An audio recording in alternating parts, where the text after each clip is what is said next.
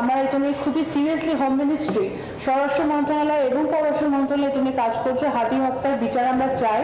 এই কালপ্রিটদেরকে ফেরত আনতে হয়। তাদেরকে কিন্তু আমরা ভারত সরকারের সাথে কূটনৈতিক সম্পর্কের মাধ্যমে আমরা ফেরত আনতে হবে এবং সেগুলো কিন্তু আমরা কাজ করছি খুবই সিরিয়াসলি।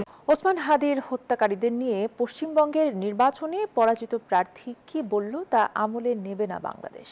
হাদির হত্যাকারীদের ফিরিয়ে আনতে ভারত সরকারের সঙ্গে সরাসরি যোগাযোগ করছে ঢাকা, এমন কথা জানালেন পররাষ্ট্র প্রতিমন্ত্রী শামা ওবায়েদ।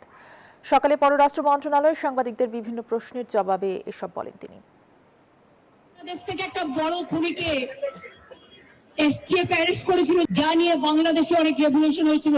বিধানসভা নির্বাচনে পরাজয়ের প্রায় এক মাস পর পশ্চিমবঙ্গের তৃণমূল নেত্রী মমতা বন্দ্যোপাধ্যায় তার প্রথম রাজনৈতিক কর্মসূচিতে ওসমান হাদি হত্যার বিষয়ে এক বিস্ফোরক মন্তব্য করেন, জানিয়ে ইতোমধ্যে সামাজিক যোগাযোগ মাধ্যমে শুরু হয়েছে আলোচনা। এ নিয়ে পররাষ্ট্র মন্ত্রণালয়ের প্রতিক্রিয়া জানতে চাইলে পররাষ্ট্র প্রতিমন্ত্রী শামা ওবায়েদ জানান, হাদির হত্যাকারীদের ফিরিয়ে আনার বিষয়ে বেশ অগ্রগতি হয়েছে। এ বিষয়ে দেশটির কেন্দ্রীয় সরকারের সঙ্গে সরাসরি যোগাযোগ করছে তারা।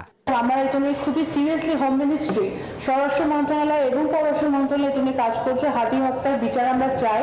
এই কালপ্রিটদেরকে ফেরত আনতে হয়। তাদেরকে কিন্তু আমরা ভারত সরকারের সাথে কূটনৈতিক সম্পর্কের মাধ্যমে আমরা ফেরত আনতে হবে এবং সেগুলো কিন্তু আমরা কাজ করছি খুবই সিরিয়াসলি। মঙ্গলবার দুপুরে বান্দরবানের নাইখংছড়িতে পরিত্যক্ত মর্টার শেল বিস্ফোরণে এক শিশু নিহতের ঘটনা খতিয়ে দেখার কথাও জানান পররাষ্ট্র প্রতিমন্ত্রী।